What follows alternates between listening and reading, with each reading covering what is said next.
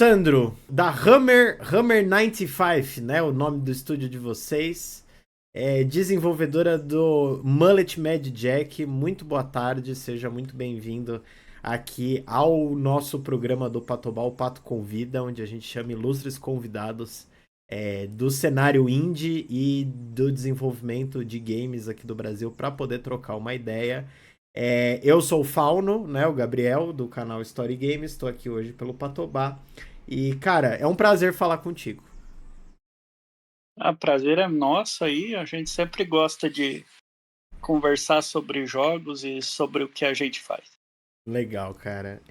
Cara, a primeira coisa aí que eu queria te perguntar pra gente iniciar nosso papo cara, me explica um pouco como é que foi essa experiência. Eu acho que você já deve ter falado aí pra muita gente sobre como foi a experiência, né, do desenvolvimento do Mullet. Mas eu queria entender, cara, como que foi lidar com esse hype, né, do jogo de vocês? Porque, primeiro, não sei se vocês estavam esperando. Mas eu acho que vocês deveriam de alguma forma estar esperando por conta dos dubladores maravilhosos que vocês colocaram no jogo. Enfim, do jogo inteiro, que é lindo também. Mas, cara, como é que foi lidar com essa coisa de, pô, melhor jogo brasileiro, nota mais 90 no Metacritic, vocês mandando bem pra caramba, fazendo um baita sucesso? Como é que foi isso, cara, pro estúdio de vocês? Como é que foi isso pra equipe do Mullet? Então, nossa equipe já é gente mais veterana nessa indústria, né? Uhum. Cada um dos membros ali já tinha 10 anos aí de experiência fazendo jogos de forma independente, né? Eu tinha cerca de 15 anos aí, né, nessa estrada e, e a gente reuniu esse time de gente que já tinha feito seus próprios jogos e tal, e a gente tentou fazer o melhor time possível para um jogo FPS, né? Que, embora eu não tinha decidido tudo de início ainda, como ia ser o Mullet, eu sabia que eu queria fazer um jogo FPS, porque eu sempre joguei e amei esse gênero, né? Aham. E os jogos FPS meio que o mercado estava se abrindo para os boomer shooters, que a gente chama, que o Steam chama de shooter de tiozão, né? Sim. Que é a fórmula mais antiga dos jogos em primeira pessoa, né? Na época que eles ainda eram de um jogador só, né? E eles eram focados muito mais numa jogabilidade mais frenética, né? Sem dar tanta importância para a história ou sem ser tão lentos, né? Porque o FPS ele nasceu como um gênero muito rápido, né? E ele foi ficando lento ali a partir do Halo para ficar mais compatível com os consoles, né? Sim. Quando você joga os shooters militares que vieram ali depois da guerra do Iraque, são jogos bastante lentos, né? Onde você carrega ali apenas dois tipos de arma e você tem que sempre apertar o botão de mirar antes de atirar. Tem sempre todo um intervalo ali para ficar mais fácil de você mirar e tal, fazer essas coisas no console, né? Sim. E a galera que gostava dos FPS mais antigos ficou meio carente, né? Ficou meio sem opções. Eu lembro que no auge de Call of Duty, eu gosto muito de FPS mesmo dos lentos, né? Então no auge de Call of Duty eu jogava pra caralho Call of Duty, jogava, adoro Half-Life e tal, mas volta e meia eu pegava mods e jogava o Doom original, porque não tinha nada na Steam oferecendo essa experiência, né?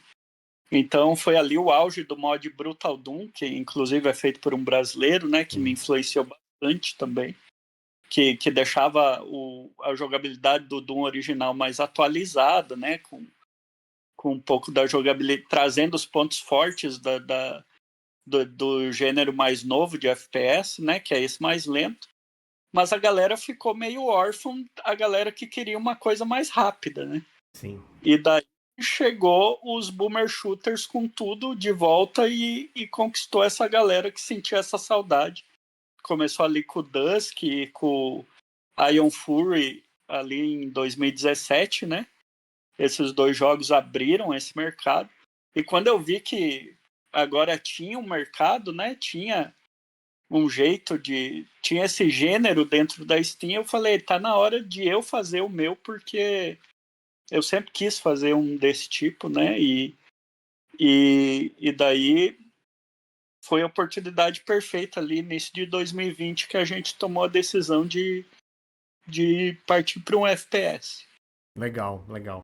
Eu ia te perguntar, né, então que o jogo começou mesmo, né, a concepção começou então em 2020, né, foi quando você teve a ideia do Mullet ou a ideia já veio antes de 2020, mas você só começou a botar ela em prática a partir dessa data aí, desse ano?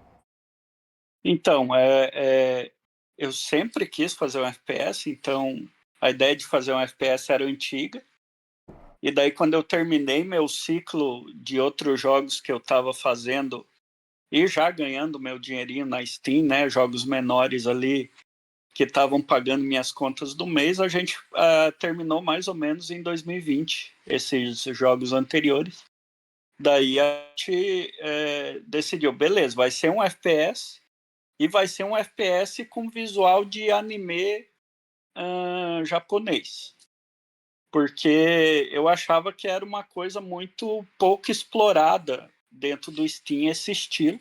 Sim. Também é uma coisa que eu gosto, né? Sempre tem que ser uma coisa que você gosta.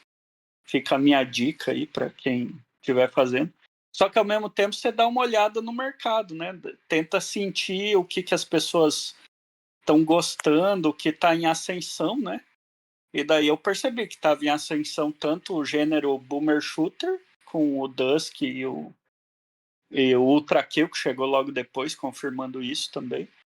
E estava em ascensão também uma certa nostalgia, até da geração Z, que nem sequer viveu essa época, com os animes dos anos 80. E Mas, eu sou cara, uma sabe. pessoa que Sim, nasci só desculpa te nessa época. cortar, mas sabe o que é muito louco? O que é muito louco é que, assim, você falou, né, dos boomer shooter, mas, assim, é interessante que de todos esses jogos, talvez o de vocês seja o que fez mais sucesso, né? Porque é um gênero nichado, não tem jeito, né? Esse é um gênero que não é tantas pessoas, assim, que gostam e jogam e têm o hábito, né, de jogar. E eu tenho a sensação de que o jogo de vocês furou muito a bolha nesse sentido.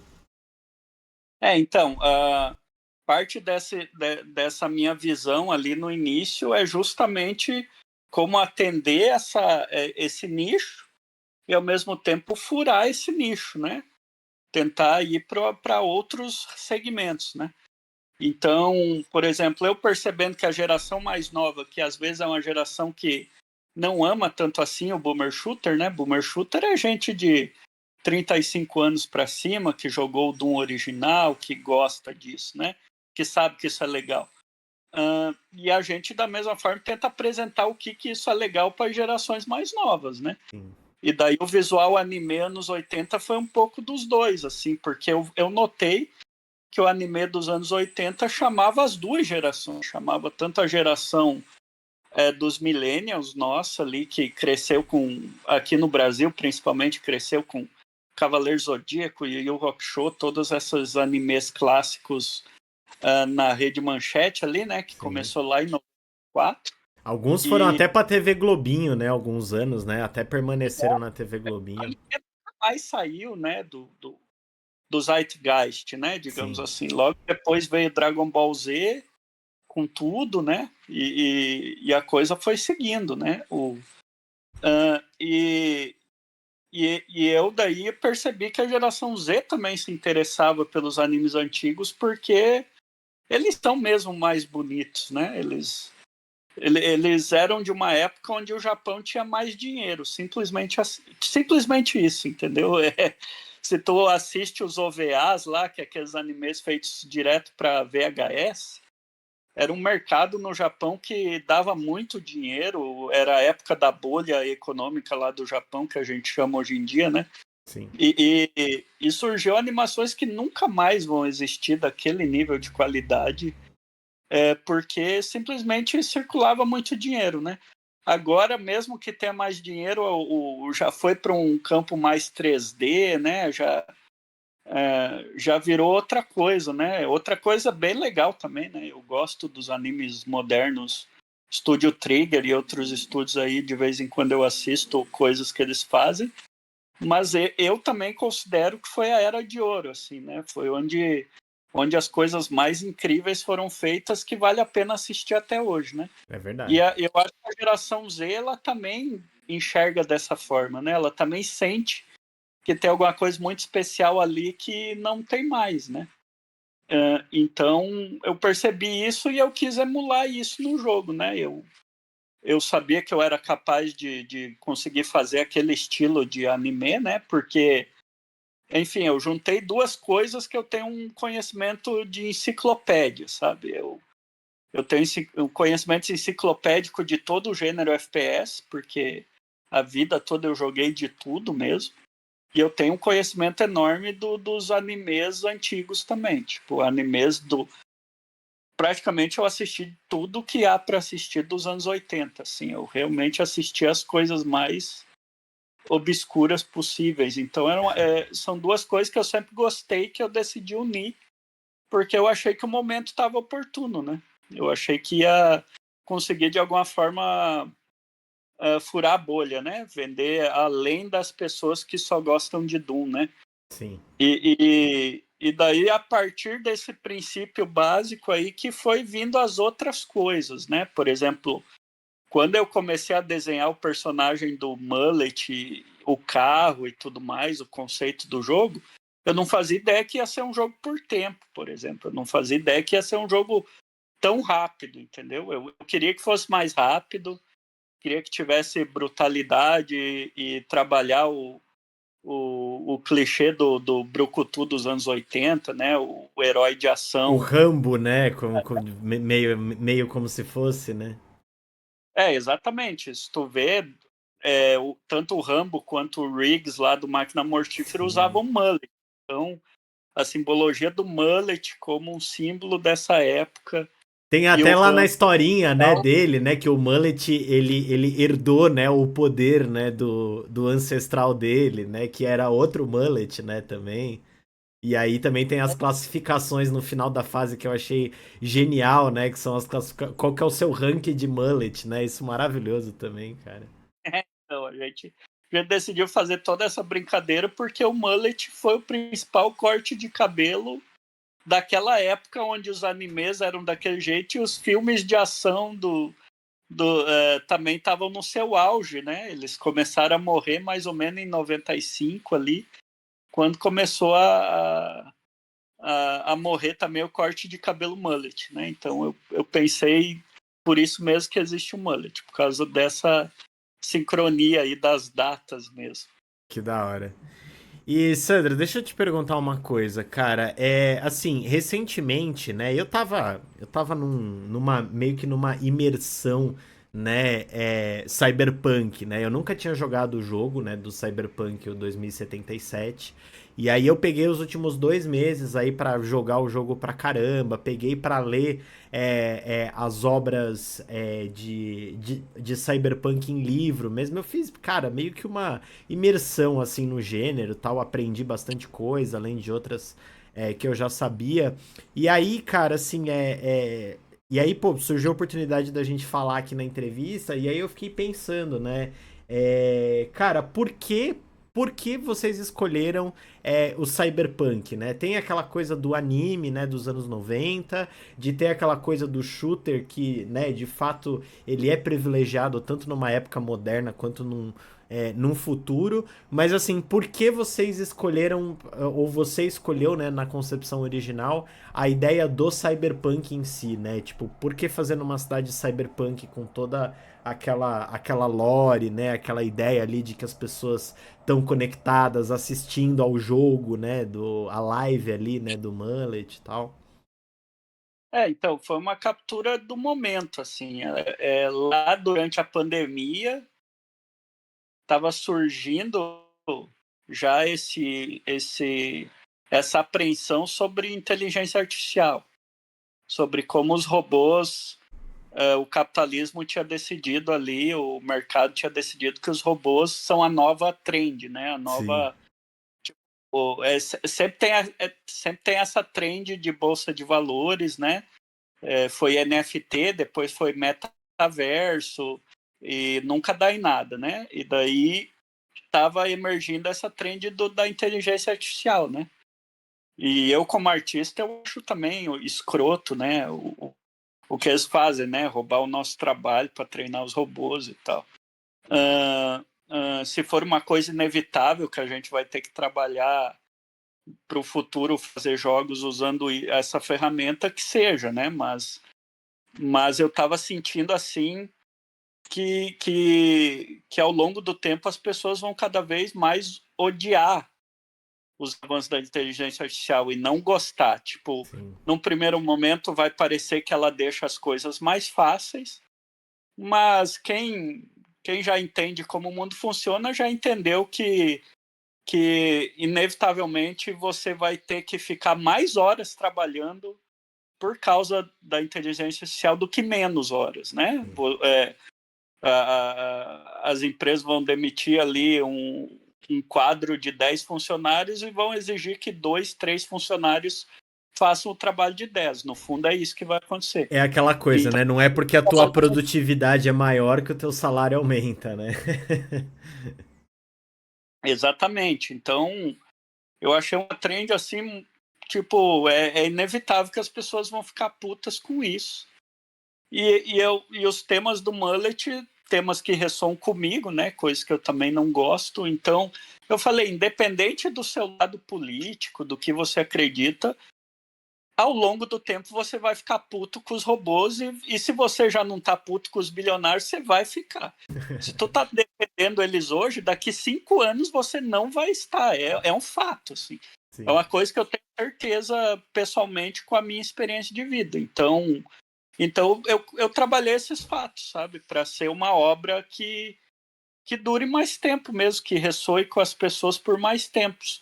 Eu peguei pontos onde não importa a sua orientação política, o que você pensa, são pontos que uma hora vão morder sua bunda e você vai ficar puto. É simples assim, tipo, é isso que vai acontecer. Se Sim. tu acha agora que é massa tal bilionário, daqui a pouco tu não vai achar, né? Quando eu comecei, por exemplo, o Elon Musk era um santo, né? Um cara Cara que queria que vai levar a tomar. humanidade pra lua, né? Aquelas coisas todas, né? Exato, essas merdas. E hoje em dia quase ninguém mais cai nessa, né?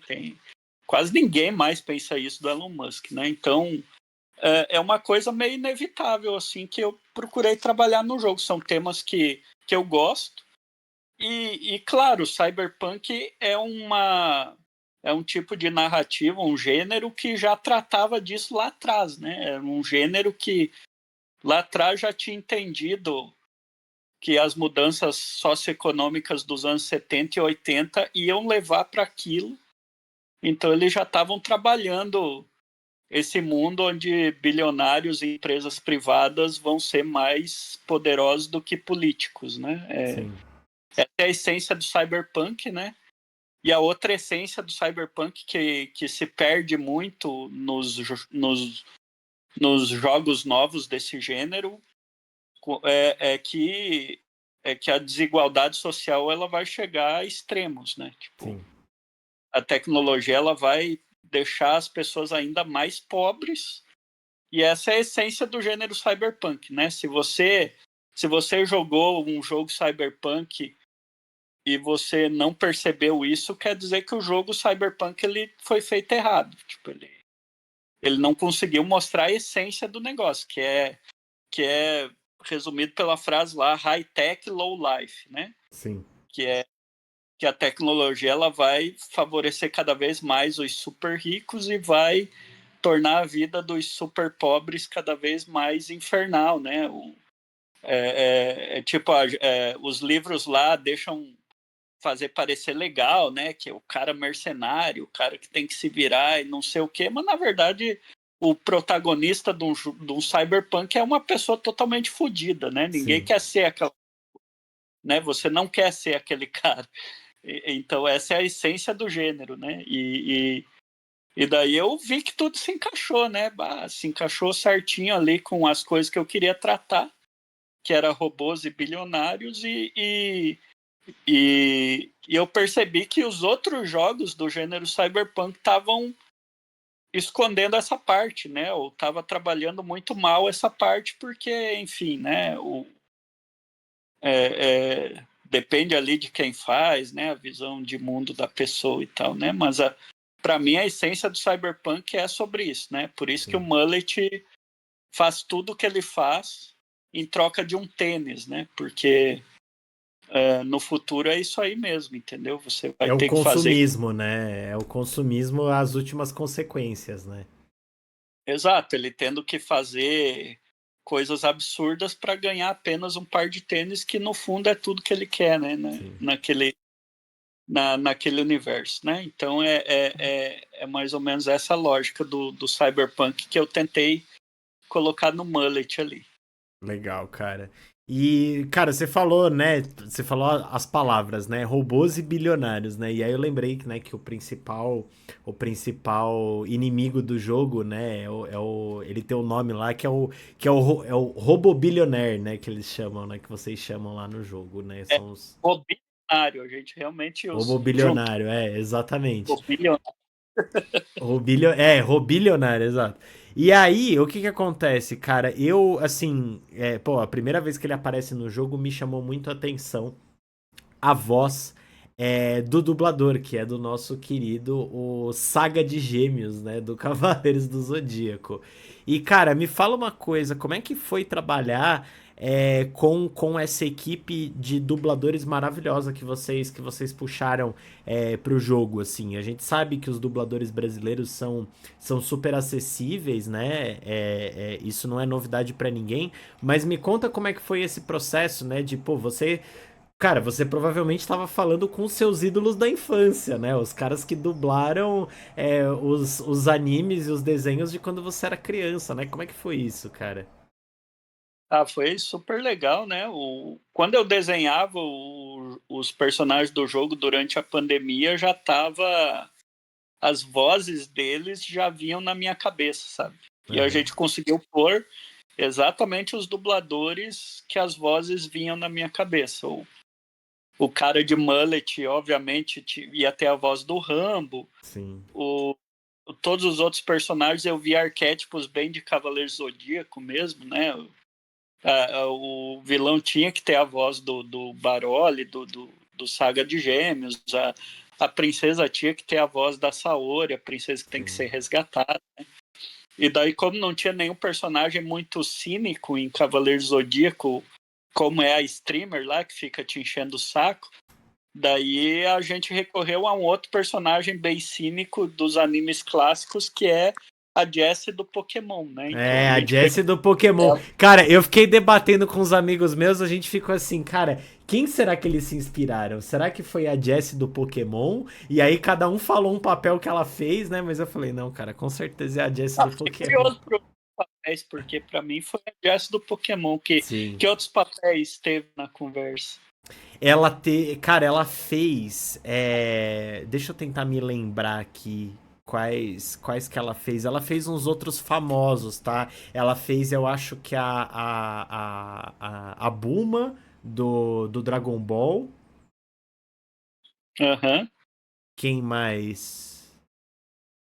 Ou a Bulma do Dragon Ball, eu não sei. Eu sei que falaram mais um personagem lá do Dragon Ball, mais uma personagem do Dragon Ball que ela fez.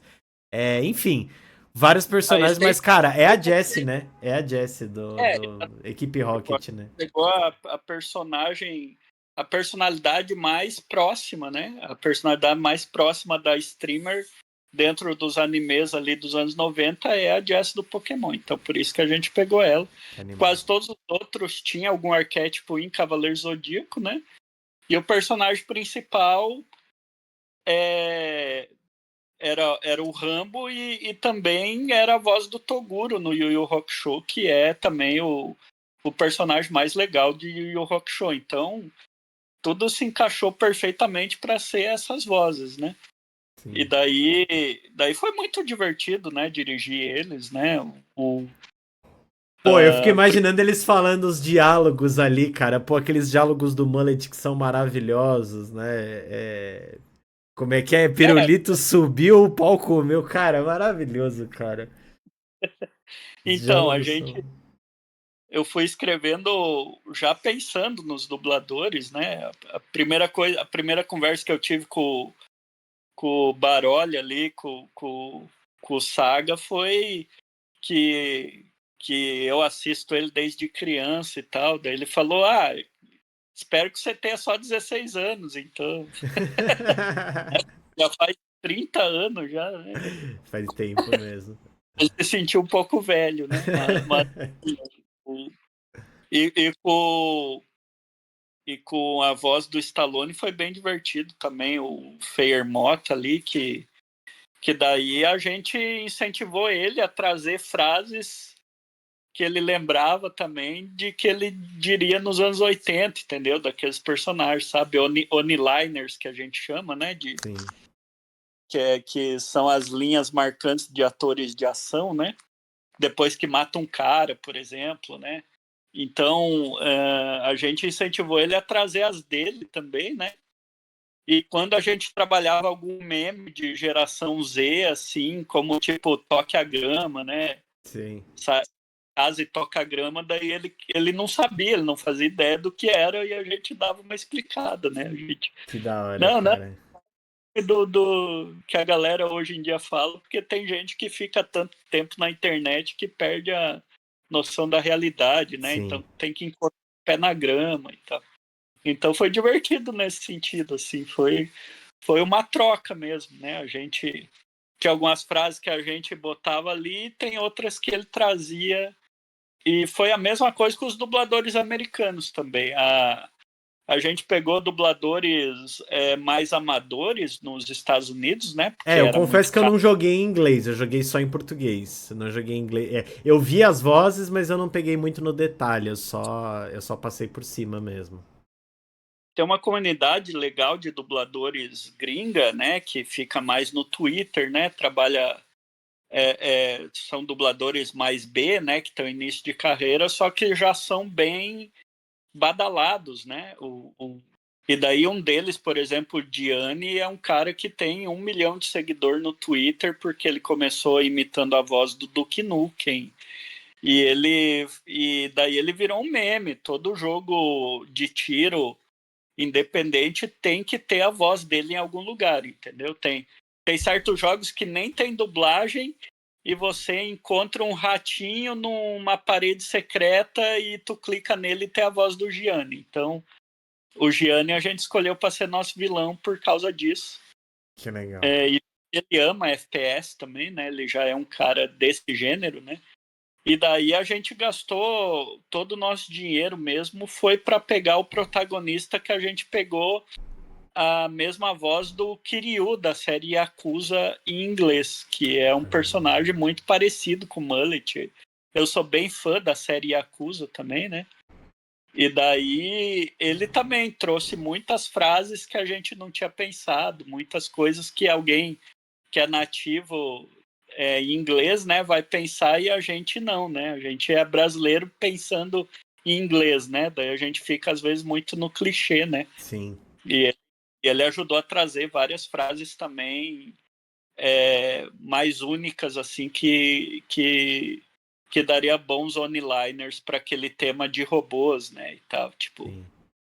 Pô, então foi um tipo trabalho bem conjunto, né, que vocês fizeram aí. E, cara, como é que foi eles verem o final do jogo, né, o jogo finalizado, né? Como é que foi a reação deles, né, ao ver o produto finalizado, né? Imagino que eles devem ter gostado pra caramba, né?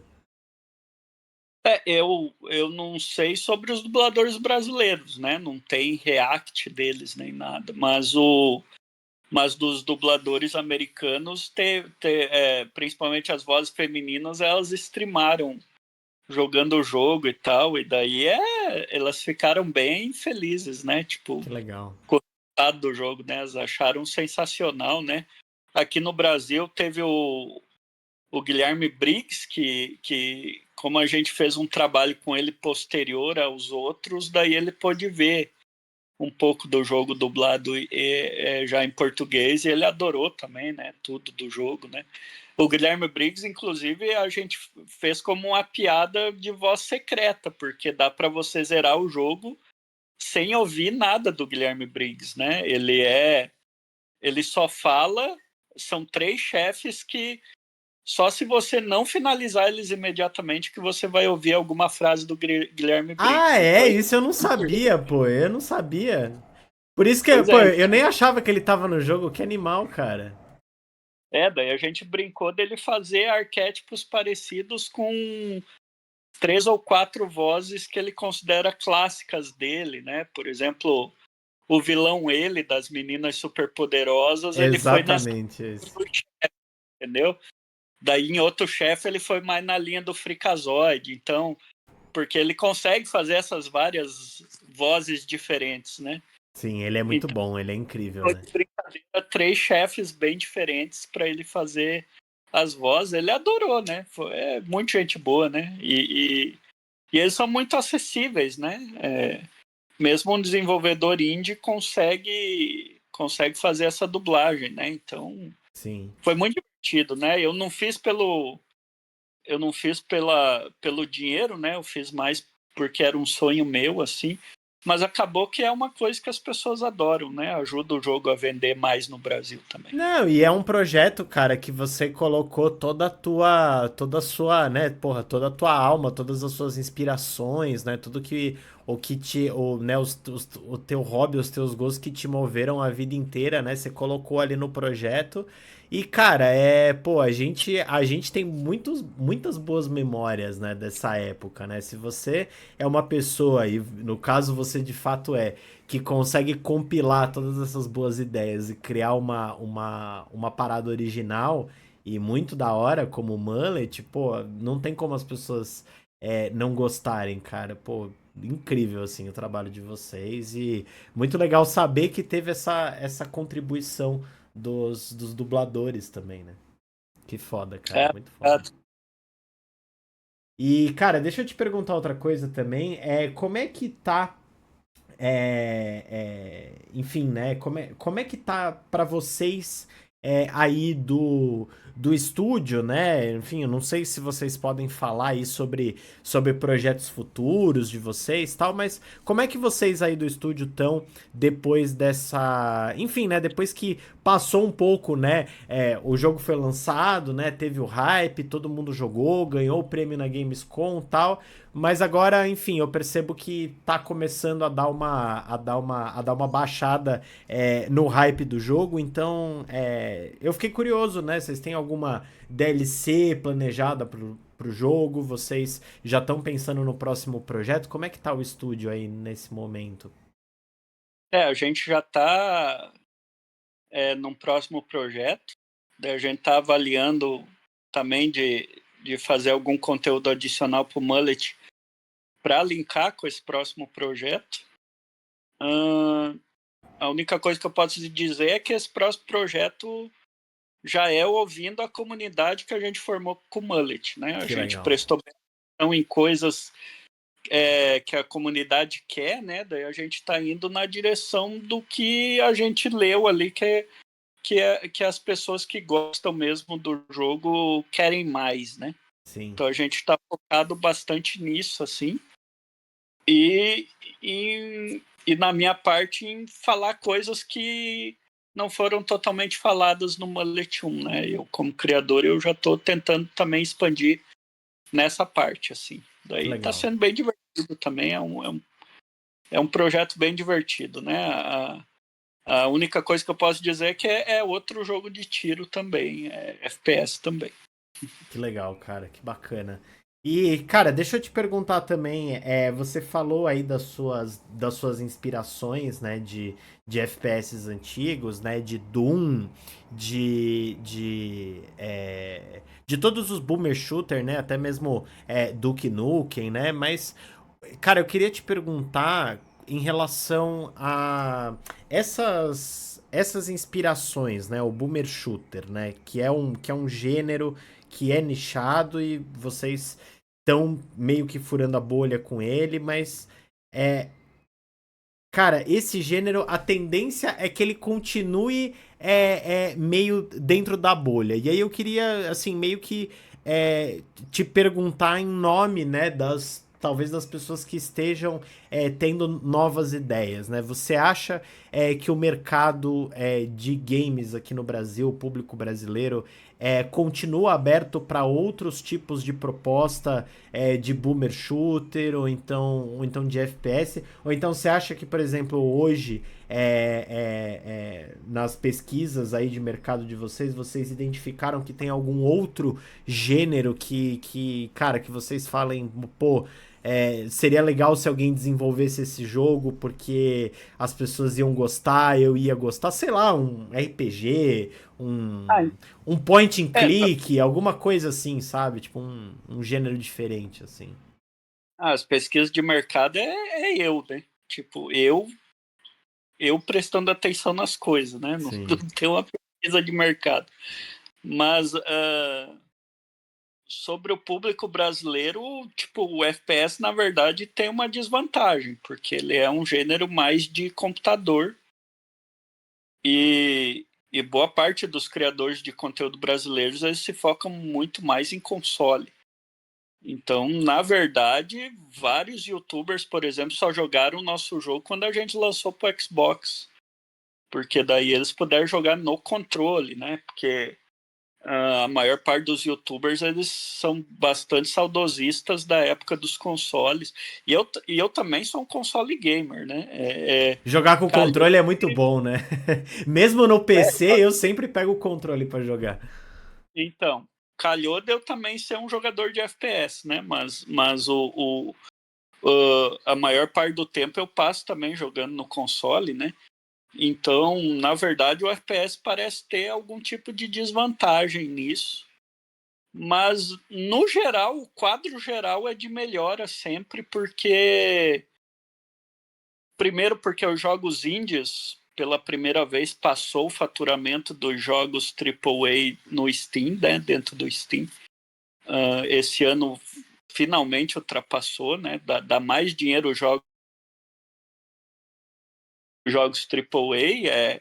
Essa semana, o símbolo disso é o Silk Song, que é 8 ou 9 vezes, vendeu 8 ou 9 vezes mais do que os jogos da vez, que é o remake do Metal Gear 3, o Gears of War Reload, e o próprio Chronos, né, que é tipo uma Sim. 9P Survivor Horror, né, de um estúdio grande. Todos esses jogos foram ofuscados pelo Silk Song, né? E isso meio que está virando a norma, né? As pessoas estão mais interessadas hoje já no gameplay do que numa superprodução, né? Isso é positivo para a gente que é independente. Então tem essa curva ascendente no mundo todo, né? E aqui no Brasil tem uma curva ascendente também pelo motivo que a gente está trocando de geração mesmo. Eu venho de uma geração que tinha um dogma ali, um preconceito com jogos brasileiros no geral, Sim. né? Tinha um certo trauma, assim, Eu de peguei que um pouco do brasileiro. rescaldo ainda dessa geração, né? Que foi quando começaram a sair os jogos brasileiros pra Steam, né? E aí a galera falava muito, né? Pô, mas jogo brasileiro presta, né? Tipo, jogo brasileiro deve ser tipo jogo chinês, né? Só tá lá pra fazer espaço na Steam. Mas graças à Então, qualidade tá mudando, né? e o jogo chinês foi o jogo do ano passado, Pois né? é, Então, exatamente. estão mudando, né? O, e essa nova geração Z, já chega, geração Z e a próxima, Alpha, né? Elas já chegam tratando o jogo brasileiro como qualquer outro jogo. Tipo, ela te põe num pé de igualdade, ela nem te acha que você é o melhor do mundo por ser brasileiro, e nem o contrário, que era o que acontecia na minha geração. Ela vê sem essa contaminação, né? Para ela é mais um jogo, porque o jeito que jogos são servidos hoje é diferente, né? O hype é diferente, né? Não é tanto mais uma superprodução faz todo o hype do mundo e os jogos pequenos ninguém se importa e tal, já está totalmente diferente, né? As pessoas têm mais noção também de nicho, né? De que nicho do que elas querem, né? Antigamente eles tentavam homogeneizar, né? Tipo, o grande lançamento é esse gênero de jogo aqui, e não importa se você gosta ou não dele, tem que jogar porque é um grande lançamento, né? Aconteceu muito com jogo de mapa aberto, né? Depois de GTA, né? Todo mundo lança jogo de mapa aberto, né? Até hoje, né? Exato. E daí hoje, por exemplo, uma geração mais nova, ela já vem com uma mentalidade do tipo, ah, eu gosto desse tipo de jogo aqui, eu vou para ele. Eu gosto desse outro, eu vou para ele. Já é um público mais tranquilo sobre o que ele quer consumir, né? Então, Sim. só vejo melhoras nesse sentido, né? Tipo, não tem mais esse preconceito com o jogo brasileiro e os jogos brasileiros de fato estão tão bons quanto qualquer outro jogo do exterior, né, nessa categoria de jogo independente, né? Nessa categoria de jogos menores, uh, sobra jogos bons brasileiros, né? Tem o Hellclock, tem o Mullet, o Hellclock, Unsighted, Pipistrello, para quem gosta de jogo tipo Zelda. Sim. Então, tá bem servido de vários gêneros aí, e então eu só vejo isso ficando cada vez mais positivo, né? Hoje em dia é só youtuber acima de 30 e poucos anos que ainda fala alguma coisa de jogo brasileiro isso, jogo brasileiro aquilo, né? E mesmo a geração dos youtubers tá trocando também, né? Então, eu só vejo isso avançando positivamente, né? Porque jogo bom sempre vai ter, sabe? O gargalo é mais as pessoas conhecerem, né? Sim. E, É, e isso sempre só tá melhorando. visibilidade, né, cara? A gente conversou com o Max, que é um dos sócios, né, um dos cabeças do projeto lá do Ayla, né, que é um jogo de terror aí que vai lançar em breve. E ele é youtuber grande e tal. Ele falou, né? Ele falou, pô, cara, sem a gente, sem os youtubers, os projetos brasileiros de games, eles correm sérios riscos de darem errado, né? Porque o problema não é a qualidade, o problema é a visibilidade, né? Se tem muito pouca visibilidade ainda, né? Não é uma parada que as pessoas estão acostumadas, né? O legal do nosso gênero lá fora, eu sempre trabalhei lá fora, né? Porque a gente primeiro tenta ser um sucesso lá fora para depois ser aqui dentro. É a nossa estratégia. Sim. É simplesmente porque acho que o brasileiro também gosta de saber que algo foi aprovado lá fora para daí ter certeza que vai ser legal. Então, por mim, tudo bem, eu não me importo com isso. E o legal do nosso gênero é que ele tem um ecossistema muito bom de youtubers lá fora. Tem youtubers enormes especializados só em boomer shooter, e é um gênero que eu brinco que é parecido com filme de tubarão, assim. Sempre vai ter, e sempre tem porque tem público, porque tem gente que sempre vai consumir o próximo, entendeu? Sim. Então, se tu faz um bom trabalho nesse gênero de FPS, os youtubers gringos, eles vão te promover, entendeu? É um Sim. fato, assim. E daí a nossa grande tacada, onde a história do nosso jogo mudou, foi numa rodada de youtubers gringos que todos os principais youtubers gringos falaram do nosso jogo, porque nosso jogo chamou muita atenção deles pelo nosso visual, pela nossa qualidade. E agora que todos eles adoraram o jogo, nosso próximo jogo já vai ter mais facilidade de penetrar todos eles novamente. E foram eles que trouxeram as wishlists que mudou a história do nosso jogo, né? Nosso jogo muito rapidamente atingiu o número de wishlist que a gente tinha como objetivo para um ano, ele atingiu em 3 meses. Então, a gente só foi crescendo por causa desses youtubers gringos, né? Sim. E aqui no Brasil a gente fez a dublagem e a gente promoveu a dublagem logo num evento que a gente considera de youtubers, né? Que é a Retrocon. E daí a gente pôde falar mais com eles mais de perto, né?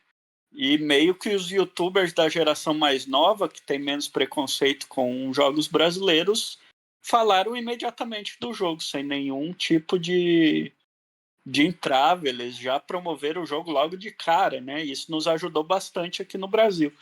E os Legal. YouTubers mais antigos, eles foram aderindo depois que os mais novos foram falando do jogo, provando aí esse preconceito clássico que a gente tem, que é bastante prevalente, né, e tal. E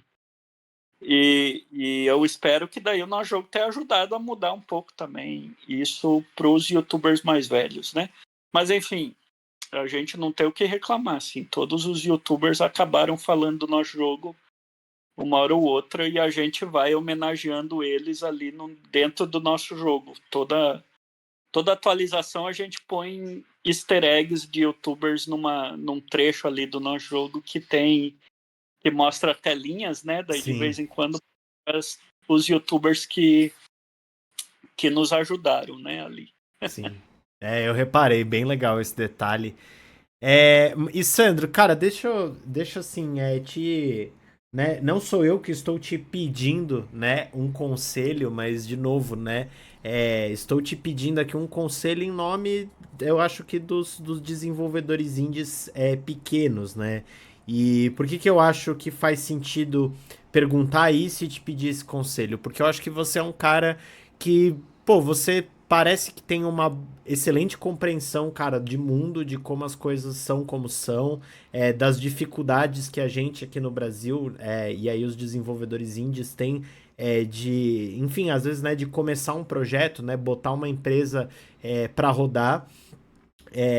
E aí, cara, assim, você tendo esse conhecimento de mundo e você conseguindo emplacar um projeto, né, com a equipe de você, né, com a tua equipe, com a tua empresa, enfim, né, junta aí o teu conhecimento de mundo com o teu sucesso, né, no Mullet, e aí eu queria justamente te pedir um conselho, cara, um conselho para os desenvolvedores indies novos, assim, qual que é o caminho do sucesso? Claro que o caminho do sucesso ele é muito variado, né? Ele vai por muitos caminhos. Mas assim, o que, que você falaria aí pra, cara, alguém que tá começando, alguém que. Enfim, alguma boa dica que te ajudou ou pode ajudar alguém novo aí começando no desenvolvimento de games e. Né, nessa parte de negócio também, que é chata, mas é muito necessária, né? É um negócio muito complexo, né? Dá para fazer um programa inteiro só com dicas, né? Mas vamos lá. Na Mas parte o de que mais te criação. pegou, assim, cara, o que mais pra você, assim, não necessariamente a revelação divina, né? Mas a parada que, tipo, te fez É, o- clicar, né? Te fez virar a chave, assim. uma das coisas que mais erram é em escopo. Quando começa, a gente se espelha. Hoje está diminuindo muito, mas a gente se espelhava em jogos grandes quando eu comecei. Então a gente achava que o jogo tinha que ter certo número de fases, ou ser mundo aberto, ou ser isso, ou ser aquilo.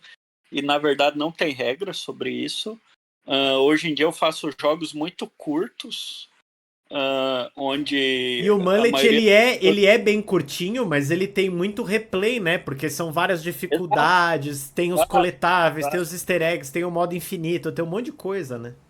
Exatamente, é um jogo que uma vez que você curte ele, você vai ter múltiplas formas de curtir ele, só que a campanha dele é mais curta, e eu nunca tive medo disso, porque eu sei que as pessoas estão comprando outra coisa, né? Se elas querem um jogo longo, elas vão procurar um AAA, elas vão procurar um grande lançamento se elas querem ficar 300 horas no mesmo jogo, entendeu? Então, o desenvolvedor, quando está começando, ele tem que ter em mente que ele não precisa ter medo de ser diferente dos grandes jogos.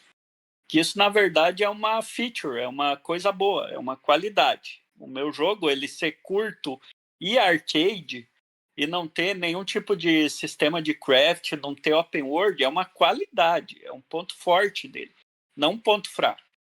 É justamente onde ele se diferencia dos jogos grandes, porque se tu quer essas coisas, tu compra um jogo grande, tu não compra um jogo pequeno. Tu compra um jogo pequeno porque tu quer outras coisas, né? Então a minha primeira dica é essa. Minha segunda dica é que não tem ideia ruim, só tem ideia mal executada. principalmente no ecossistema de hoje, Steam em 2025, qualquer ideia bem executada vai vender bem. Qualquer ideia de jogo bem executada vai vender bem de qualquer gênero. De qualquer gênero. Tu pode fazer um RTS, um gênero de estratégia em tempo real, que foi moda ali no final dos anos 90 e nunca mais voltou, vai dar certo se ser bem executado, porque as pessoas estão abertas a todos os gêneros, tem público para todos os tipos de jogo. O desafio é você saber o que você está fazendo, né? Você executar bem essa ideia, né? E daí, isso aí, a gente costuma brincar que você tem que fazer 10 jogos e o 10º, a partir do 10º, vai começar a ficar bom, sabe?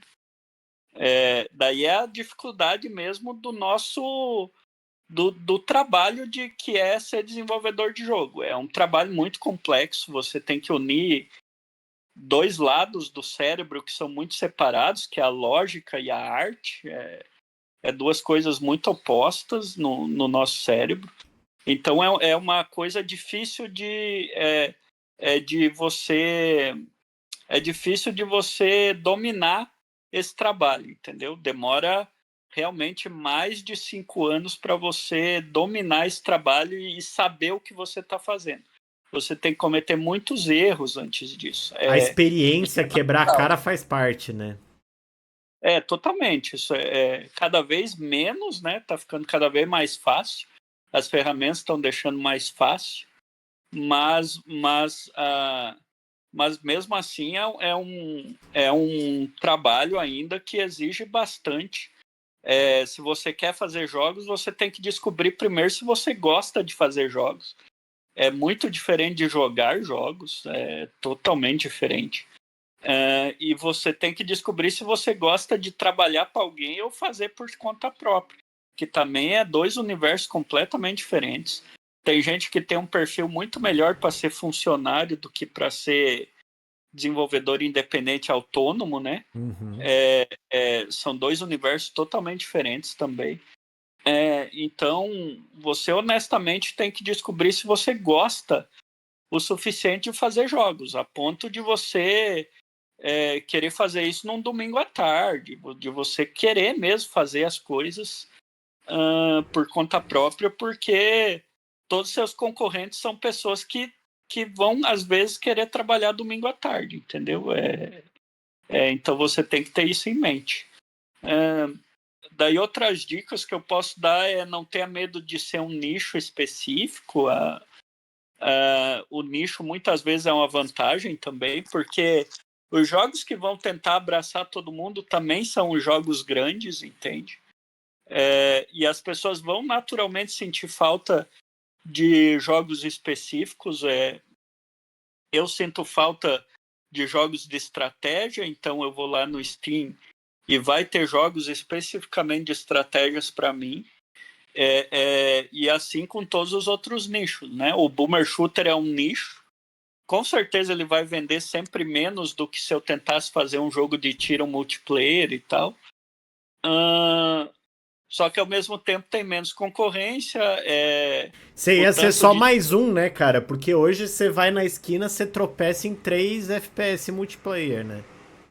Exato. E uma coisa importante de entender sobre nichos é que, por exemplo, o Boomer Shooter é um nicho que às vezes a pessoa que joga jogos multiplayer de tiro, às vezes ela cansa ali porque o time fez alguma cagada, alguma coisa, ela vai direto pro Boomer Shooter para continuar tirando e tal, só que de uma forma mais relaxada, que ela não se estresse, entendeu? Então, às vezes, o seu jogo vai ser o descanso de um jogo maior. Então, então tu não precisa ter medo disso, sabe? E principalmente tomar cuidado com o escopo, né? Fazer jogos com escopo realista de que um time pequeno consiga executar, né? Um Boomer Shooter com visual mais anos 90 é factível de ser feito por 3 pessoas, como foi o caso do Mullet, né? Foi um jogo feito por apenas 3 pessoas em tempo integral e todos os outros foram freelancers ali esporádicos, né? A música, coisas. Então, é um time muito pequeno, né? Um jogo de tiro multiplayer, por exemplo, tem que ter no mínimo 100 pessoas, né?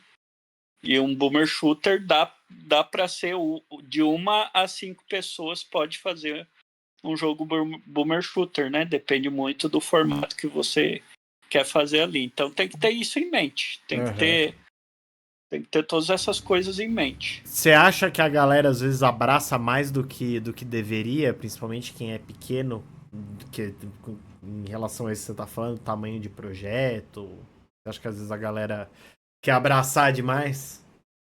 Ah, é super normal. Na verdade, eu com 15 anos de experiência, continuamente tenho que me policiar, porque a gente internaliza uma regra que é do tipo, tudo que tu escrever nesse papelzinho não vai ir para outra pessoa fazer. No futuro você vai ter que fazer. Então você tem que prestar muita atenção no que tu tá escrevendo no papelzinho, porque não vai ser outra pessoa que vai resolver, entendeu? Sim. Tipo, tem que tirar da cabeça, tipo, tu tem que ter em mente que o problema que tu tá escrevendo nesse papelzinho é um problema pro seu eu do futuro. Seu eu do futuro vai começar a xingar seu eu do passado se você ficar escrevendo muita coisa, né? Então, é super natural você fazer coisas fora do escopo, até porque quando tu começa a fazer jogos, tu não sabe direito o escopo, né? O que dá trabalho e o que não dá trabalho, tu não sabe direito. Você precisa de experiência para entender o que dá para ser feito e o que não dá, né? Quantas pessoas precisam para fazer alguma coisa. Então, acho que a dica mais primordial, ela é tão primordial que eu esqueci de falar em primeiro lugar. Então, quem assistiu até aqui, que esteja começando, essa é a dica número 1 mesmo. Faça um monte de game jams, faça um monte de eventos de game jam, que é o quê? São eventos onde pessoas que sabem programação e arte se reúnem em pequenos times para fazer jogos em 48 horas. Então, cada evento tem um tema e em 48 horas você tem que apresentar alguma coisa. Isso te ensina muito do que tu precisa saber para fazer jogos e tem em mente que vários grandes sucessos milionários no mundo dos jogos, como Risk of Rain, Thomas Was Alone, Braid, Super Meat Boy, foram jogos que nasceram em Game Jam. Eles nasceram de um evento de 48 horas. Uma das coisas mais importantes que tu pode aprender numa Game Jam é tudo que você não precisa para uma pessoa se envolver com o seu jogo. Tipo, você descobre no Game Jam que às vezes coisas muito simples têm muito valor e as pessoas querem jogar, entendeu? Então, às vezes, tu não precisa de uma cutscene a lá Metal Gear Solid, não precisa de não sei O, quantas fases o de mundo simples, aberto. às vezes, ele é mais completo, né? Ele agrada mais, né? Porque você já espera. Você não espera tanto e aí, enfim, né? Você acaba, às vezes, até se surpreendendo, né? E é uma questão de costume também das pessoas. Se tu olhar para o público, quando o público quer alguma coisa complexa e alguma coisa demorada, já tem jogos milionários para dar isso para elas. E daí o jogo indie trabalha quando elas querem outra coisa. E no mundo onde a gente está cada vez com menos tempo, essa outra coisa é necessariamente um jogo indie menor, né? É exatamente o que elas buscam, né? Esse é o ponto. A gente não está concorrendo com os grandes jogos. Não é uma concorrência. A gente está prestando uma coisa que os grandes jogos não conseguem prestar, porque eles estão numa outra briga. Eles Sim. estão brigando para te prender por 100 horas, fazer você valer aqueles R$ 300 que tu pagou naquele jogo, né? E a briga do jogo indie é outra coisa. É uma coisa pequena aqui para você pegar e você já se envolver em 5 minutos e bola para frente e ter uma experiência diferente do jogo anterior, né? Então, tudo isso são pontos fortes, Que né? é uma Tudo que te experiência mais diferencia do jogo. clássica, né, Sandro? Tipo, assim, antigamente, né, quando a gente pra ver, antigamente a gente tinha muito mais esse hábito, né, do tipo, ah, pô, agora eu vou sentar pra jogar um jogo. Cara, você sentava ali, jogava 1, 2 horinhas, ah, beleza, agora eu vou fazer outra coisa, vou tomar banho, vou jantar, vou ver meus amigos, vou jogar bola, não sei o quê.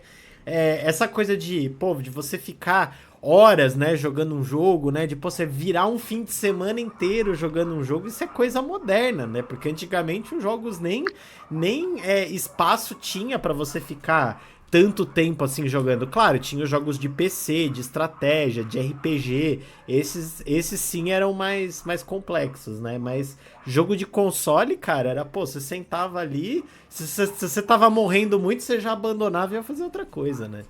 Então, Nossa relação era diferente, né?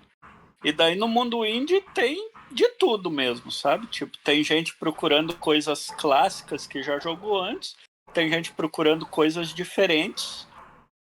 Então, tudo que eu sei que um jogo de grande lançamento não vai ter, eu procuro nos jogos indies, né? E eu acho sim. que a maioria das pessoas que consomem jogos independentes também é assim, né? E daí é nicho do nicho do nicho. É um mercado muito grande, o de games, né? Sim, Inclusive, a nossa geração está mais acostumada a jogar jogos diferentes, single player, né? A geração Z, ela já está muito mais acostumada a jogar jogos multiplayer e de vez em quando ir nos single player quando ela quer uma coisa diferente, né? sim. Que é uma coisa diferente do jogo. E a geração mais nova ainda, a Alpha, ela o próprio conceito de jogos diferentes já é estranho para ela, porque eles estão no Roblox. Então, a ideia, na verdade, é que se eles querem uma experiência diferente, eles procuram dentro do próprio Roblox, Da né? plataforma, que não é um jogo, né? É uma plataforma, né? Exatamente. Então, e mesmo assim, jogos independentes estão vendendo mais do que nunca. Então, tem que ter em mente que é realmente porque tem muito público para todo tipo de jogo, entende? E todo segmento de idade está consumindo jogos de alguma forma, né? Os jogos mobile faz muito sucesso com a sua mãe, por exemplo, Sim. com mulheres acima de 40 anos estão consumindo muito jogo mobile. Então, O Candy tem Crush, jogos, né? tem jogos em todos os segmentos. Então, não Sim. precisa ter medo de achar que a sua ideia de jogo não vai se adequar a algum mercado, porque tem mercado de todos os tipos mesmo. Você tem que realmente ver onde você quer se encaixar, né? Legal.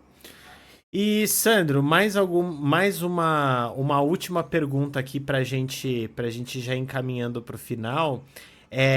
Qual que você, assim, qual que você seria o jogo que você deixaria aí de recomendação pra galera que jogou o Mullet? Pô, joguei o Mullet, zerei, achei muito da hora, achei muito louco, tal. Quero jogar um outro jogo pra entender a inspiração dos devs, algum jogo aí que os devs gostem muito, aí gostariam de recomendar. Então, por favor, Sandro, a tua recomendação pode ser até do 1, viu? Fica tranquilo. Não, eu ia falar que a principal inspiração é o Doom 1. Eu recomendo que toda pessoa que ama FPS jogue o primeiro Doom, porque tem uma coisa ali muito especial, um level design muito legal até hoje. Sim, Coisa mais nova que foi inspiração para a gente na parte de tempo que influenciou muito o nosso jogo foi o jogo Post Void, que é um jogo bem pequeno do Steam. O Mullet é basicamente a ideia de Post Void com Post Void totalmente realizado, porque ali foi só um experimento, né? O Post Void. O Mullet tentou daí fazer aquilo mais expandido e totalmente florescido, né? Aquela ideia. E o Ultra Kill também, que é o principal jogo que o povo mais gosta desse gênero de jogo frenético, né? sim. Baseado em em ação frenética, né? O Ultra Kill é o maior fenômeno aí desse gênero, né? É o carro. Tá ótimo. Então é isso, Sandro. Cara, queria dizer que, puta, foi um prazer, tá? Trocar essa ideia aí contigo. Eu sei que tem perguntas às vezes aí que talvez, né, você possa ter pensado, né? Pô, mas ele não perguntou isso, não perguntou aquilo. Mas assim, eu queria mais levar o papo nessa conversa, assim, nesse lado aí da conversa mesmo, que é de puxar as tuas inspirações, puxar, tipo, essa coisa que é mais profunda aí, que tem a ver mais com a alma da coisa, né? Eu gosto de conversar bastante sobre isso, tipo as inspirações, as ideias, né? Enfim, pra gente conhecer mesmo a cabeça, né? Por quem tá por trás do jogo. Então, cara, muito obrigado, tá, por ter tido esse papo aí comigo. Cara, tô bem feliz aí com a nossa conversa. E, cara, assim, deixa um recado final aí para as pessoas, para desenvolvedores, para o público consumidor também, que é um recado que esse eu gosto de deixar. Joguem jogos indies, vão atrás dos desenvolvedores brasileiros. Tem muita coisa aí para vocês jogarem, tá, galera? Então, assim, vão atrás, caçem e com certeza você vai achar um jogo que vai caber no teu gosto. Então, assim, eu sempre falo isso de praxe, então, enfim, Sandro, se você quiser dar um recado aí pra galera, é, a pista é tua.